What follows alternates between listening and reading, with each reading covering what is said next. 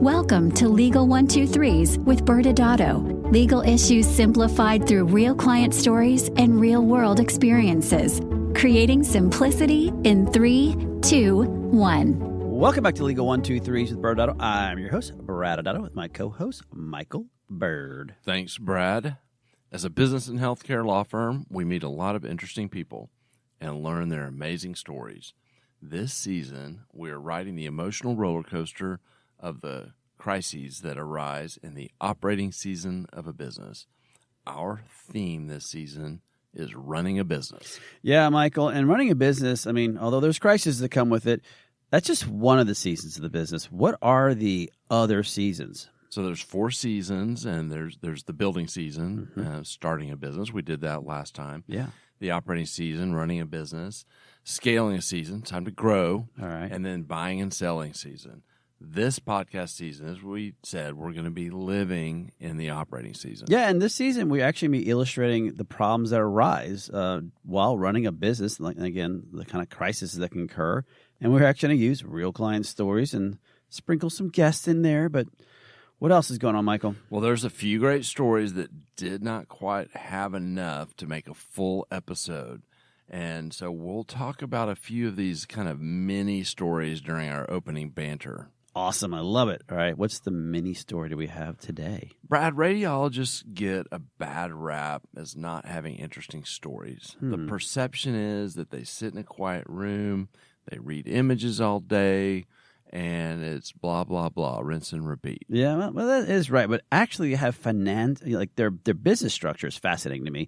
They often own the imaging, and then obviously they provide the readings itself. And this, obviously, there's some complicated federal and state laws to consider when you're doing this, but it's a lot of interesting stuff going on, Michael. Well, it's not really going with the nerdy regulatory type of excitement there. No. Yeah, Sorry. for those in our audience who do not geek out on building sophisticated business models, I was noting that radiologists are actually real humans with real emotions, Brad, and that they can be interesting.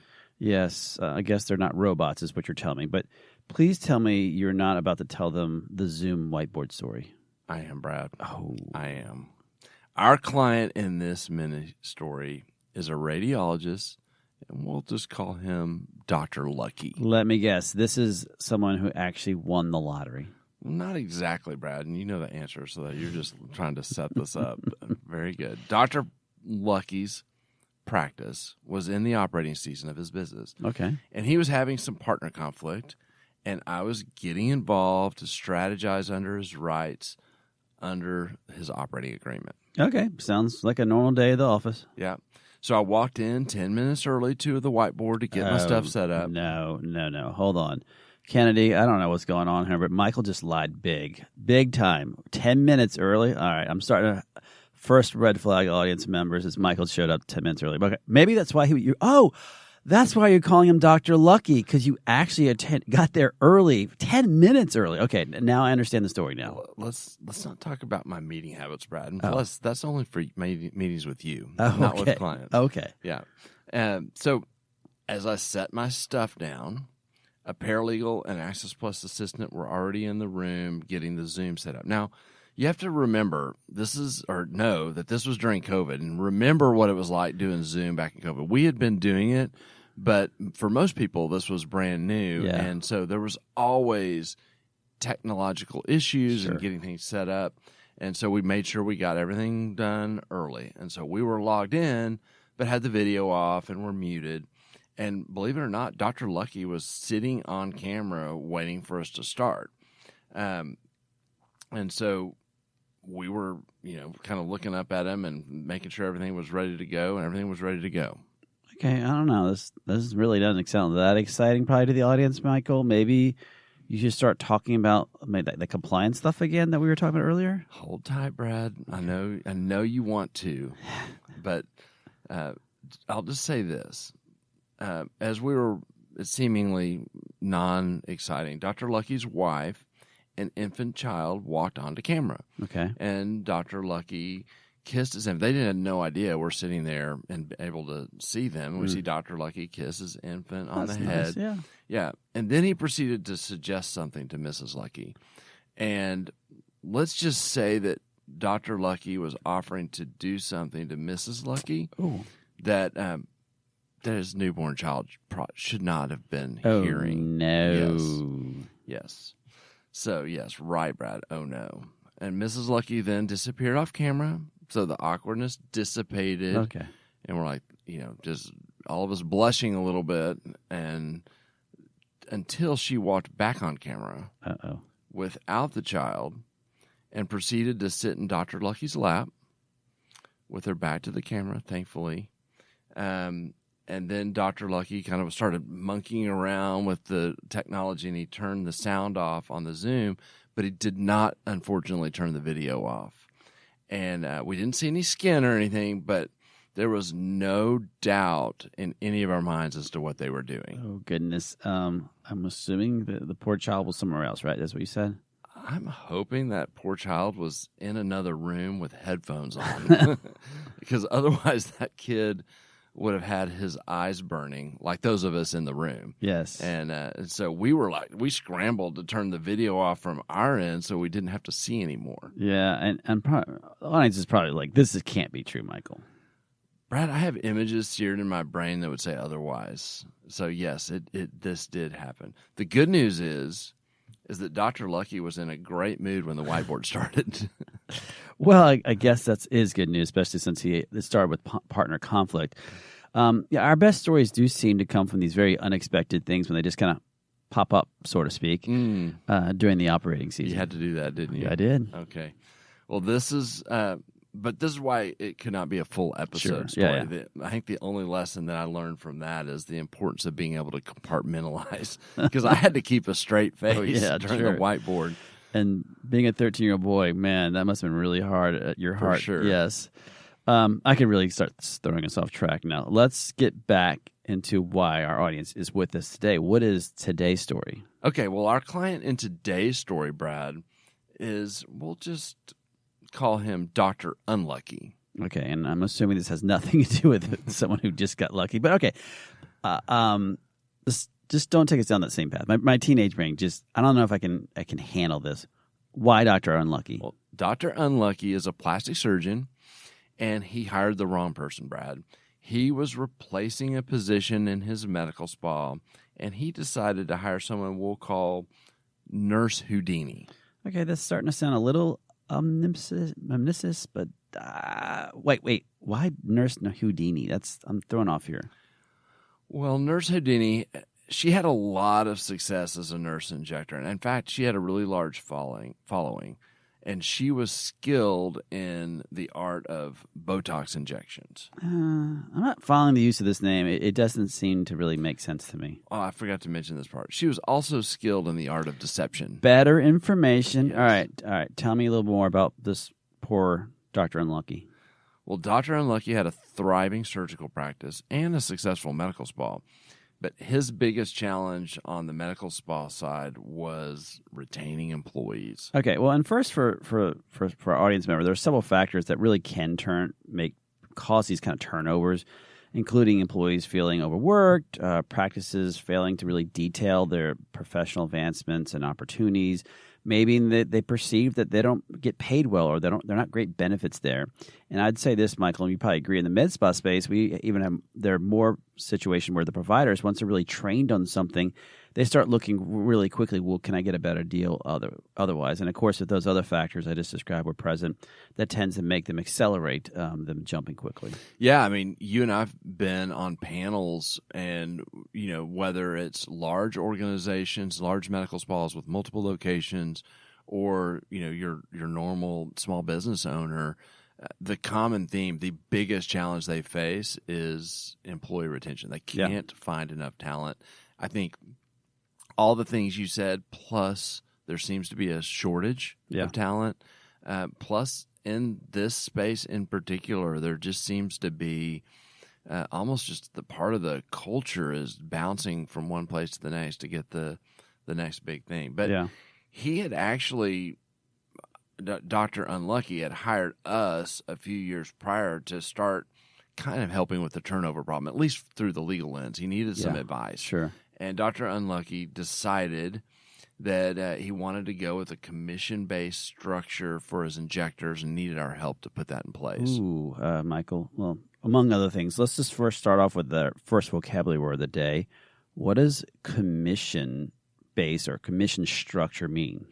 Yeah, so in the context of a medical spa, it's the way they're paid, and you'll see this in other elective medicine practices. And so, in a lot of businesses, an employee gets paid a salary, right? Right. And then sometimes they get paid a bonus at the end of the year. Sometimes they may even have, some sort of performance bonus targets. In a commission structure, you kind of scrap that, and you're saying, look, what you do, what your performance is, we're going to pay you a percentage of that money that comes in. And so they're literally getting paid a percentage of their revenues as opposed to just a normal salary. Yeah, and audience members understand a couple things. Number one, when Michael's saying commission, he's really talking about a percentage of their net collections, generally speaking. But you have to be really careful here using the term commission just in general, because there are a lot of states that have certain prohibitions in there, and they may view that it might violate certain state fee-splitting laws or corporate practice medicine laws or state anti-kickback laws. In addition, there are situations where the utilization of that term, again, could raise the risk with medical and nursing boards. So just be understanding that it could be considered unprofessional conduct by using commission, not paying them a percentage of what they're doing. That's just a word that gets bounced around a lot. Well done, Brad. Thank you, sir. Because there are details to be determined, and what does it mean? Use the word net collections, and how what all goes into that, and then what the percentage is going to be. It becomes really important to document these types of arrangements so that you don't have misalignment of expectations, and you see that pop up sometimes. So you put it into an employment agreement, and have it clearly laid out what their kind of compensation structure is, in this case using loosely the word commission structure. Great. And so he is addressing one of the issues, which is people trying to figure out how they get paid well. So that's good that he's doing that. So with this turnover problem, he addressed one piece, compensation, but this is the carrot, but with the stick, did Dr. Unlucky also want to include non-competes in the employment agreement? That's a great question, Brad. Gold star. Hey, Kennedy, just put that in loop for me. Okay. Thumbs up from Kennedy. Yeah. Dr. Unlucky was not ready to go there. He was having trouble recruiting, and let's face it, Dr. Unlucky was kind of a people pleaser. Okay. He hoped that the carrot approach with a more robust and incentive-laced compensation arrangement would solve his problem. Okay. And I think he just didn't want to have the hard conversation of telling someone, hey, if you come here, you've got to sign on to this non-compete. He just wasn't ready to have these types of restrictive covenants. Yeah. Okay. Well, he's taking some risk with the turnovers and without those non-competes, but it sounds like he was fully aware of his options. Yeah, we had an extensive conversation on this, and he understood that, and he was willing to take that risk. And the problem Dr. Unlucky had, at least with Nurse Houdini, is that he hired the wrong person. He hired a bad person. Okay, I think I got this gist as to why you keep calling this Nurse Houdini, for her skill in the art of deception. So tell us a little more about this Nurse Houdini. Well, there were red flags for Dr. Houdini or Dr. Unlucky to see here about Nurse Houdini. Am I supposed to ding on that? Wrong season, Brad. Keep it focused. Okay. Yeah. Sorry. Old habit. I'm focused. Well, I'm mostly focused because you're talking, but just continue. Yeah. Well, focus for you is, it's always dicey. That's true. Fair assessment. So, Nurse Houdini's resume showed that she bounced from medical spa to medical spa. So he saw that very thing that you and I were just talking about.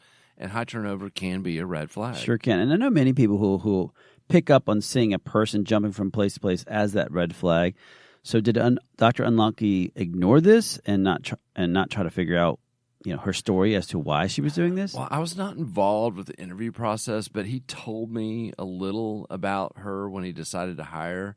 And she had, I guess, had a story, and she had convinced him that she had been searching for a place to call home where she could maximize her compensation based on her work. And I'm assuming she finally found her home, and we're in the operating season, and this story is real about crisis, Michael, and that kind of pop up during your operating season.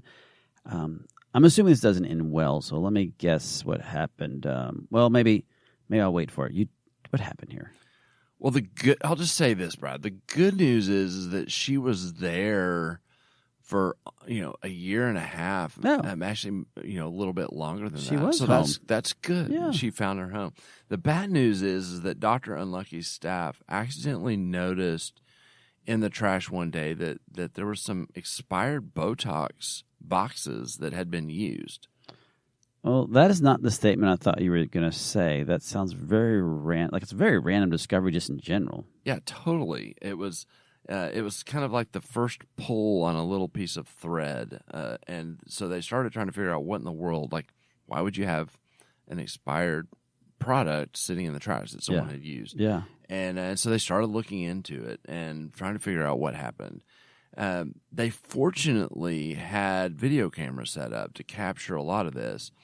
And ultimately, what started to unfold, Brad, is that Nurse Houdini had her own inventory of Botox from prior employers. huh? And her inventory was all expired. And so she would bring the old Botox to the office and switch it with the current Botox that the office had and take the good stuff home. And then she would use the expired Botox on the patients at Dr. Unlucky's office. Yeah, this is horrible. And boy, is he really living up to his name, Dr. Unlucky, because he's unlucky. And now, actually, the patients are unlucky. Okay, wait, hold on. What was she doing with the unexpired Botox? Well, she, I guess, had a little side hustle, Brad. Oh. She was injecting some of her book of business. I don't know what that means, but she had a line of business, and she'd do it out of her house on nights and weekends. Okay. And I guess that clientele got to get the fresh inventory. And what's still kind of a mystery is she seemed to have an access point to get some more of this expired Botox, because this went on for 18 months. Oh, I think I need to be dinging again. I know it's the wrong season, but what the heck is going on here, people? We hear stories about people stealing product from practice, but this is like the next level stuff.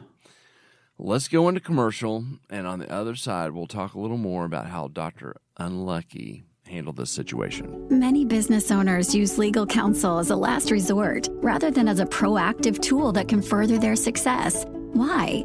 For most, it's the fear of unknown legal costs. ByrdAdatto's Access Plus program makes it possible for you to get the ongoing legal assistance you need for one predictable monthly fee. That gives you unlimited phone and email access to the legal team, so you can receive feedback on legal concerns as they arise. Access Plus, a smarter, simpler way to access legal services. Find out more. Visit ByrdAdatto.com today. Well, welcome back to Legal 123's the ByrdAdatto. I'm your host, ByrdAdatto, with my co-host, Michael Byrd. Now, Michael, this season, our theme is the operating of a business.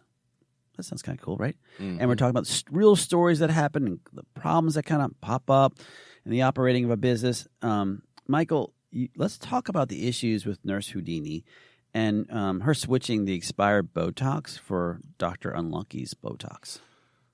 I almost don't know where to start. Right. Yeah. Sure. Well, let's first start with the compliance-related issues. Yeah.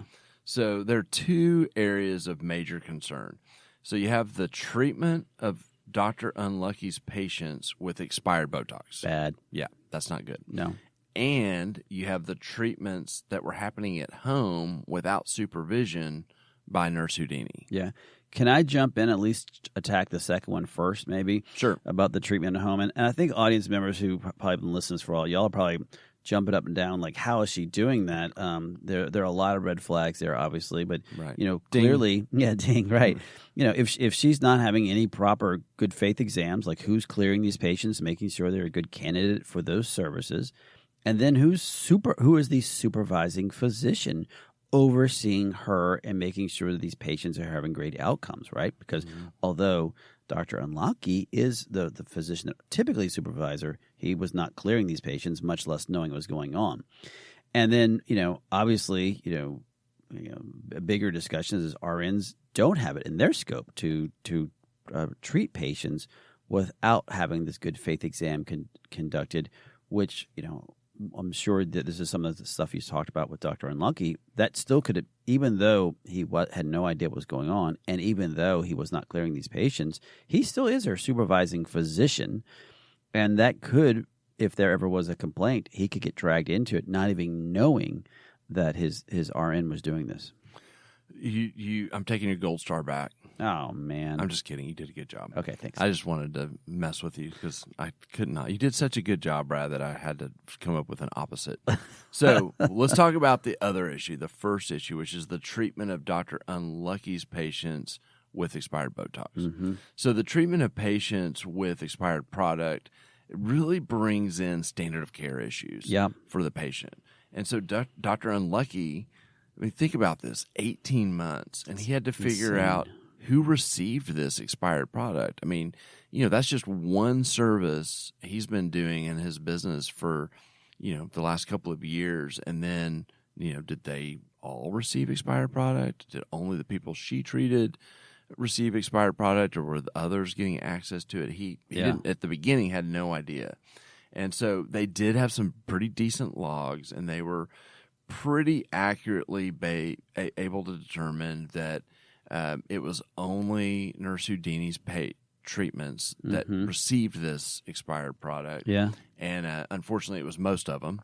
Yeah. Oh, no. And so, and because so much time had passed, several patients had received multiple rounds of expired product. Oh, my gosh. And so he faced first kind of this difficult issue of notification of the patients. Yeah, and this is, I'm sure we'll address it in a second, but just thinking about this is really tricky for Dr. Unlucky because I doubt that I'm assuming if there was some poor outcomes, they would have known about it, and it doesn't sound like the only way to discover it is the trash can, not from poor outcomes from the patients. Yeah, you're right. This is Botox, and there was no issues during this entire time of reporting patients having complications or anything. So Dr. Unlucky had this ethical dilemma. He was ethically facing, having to tell patients that this happened, even though they had nothing wrong with them. Yep. And so he was going to create some unhappy patients. Yeah. Now, he did the right thing. Good for him. And he communicated up front to all the patients treated by Nurse Houdini that they had likely received some expired Botox and actually, called them to discuss whether or not they had any complications along the way. That's a tough call because you're not even positive if they received it also. And obviously the patient felt like they had great outcomes. You talk about, first of all, good for him for leaning into it, but right. He had to really lean this into this issue, and what happened though with these conversations with these patients? Well, I'll start with this. He didn't get sued. Well, that's a good start. Yes. So that's a great outcome considering there was a big fear there.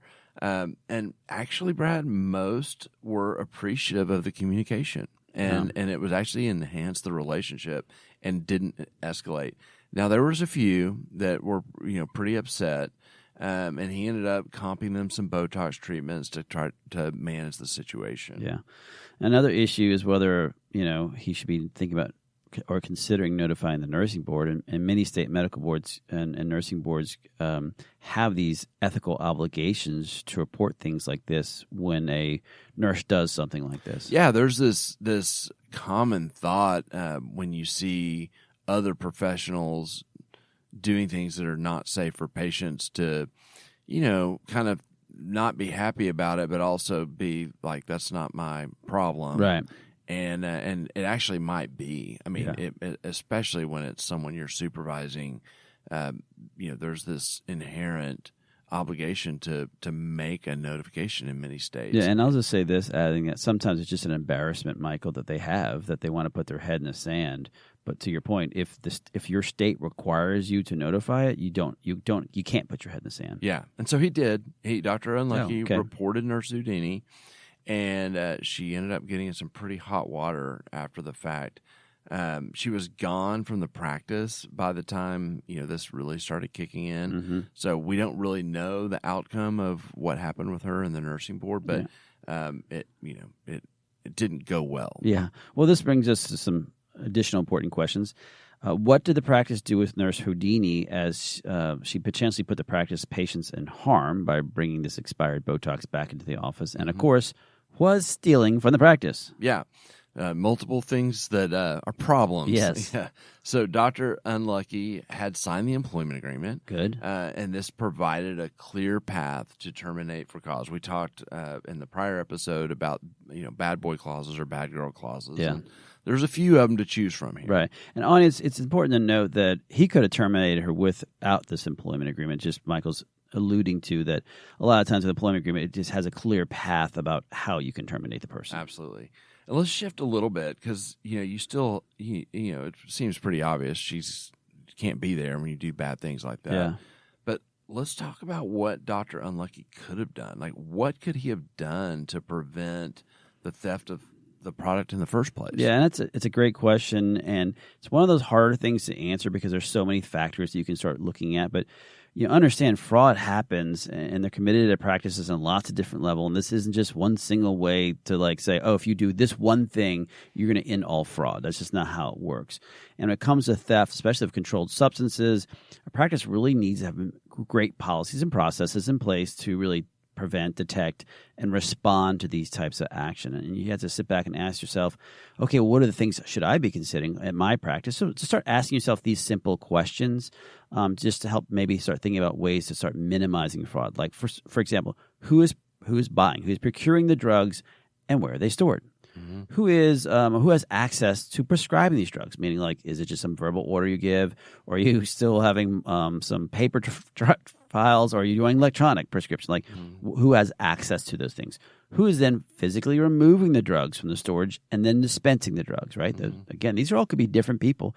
And who is in the processes, and what processes do you have dealing with the waste and destruction of drugs? Now, just ask yourself those questions, and if you can't answer those, you probably need to go back and start thinking about it, because all of those are important elements, at least to help start minimizing those types of fraud. But, yeah, and I just wanted to add on real fast, Brad. I mean, there's additional questions like, how's it stored? Are you locking it up? Yeah. Oh, yeah. How many sure. different people are involved? So if there's just one single point of failure, which actually was, I think, one of the problems here. I hadn't really thought about this until just now, but remember we talked about how when he's trying to figure out who all used this expired product, and I said that it was all her patients, all of Nurse Houdini's patients. Well, they had, the way their system is that every injector kind of had their own kind of storage area and their own. So she used from her inventory and the others used from theirs.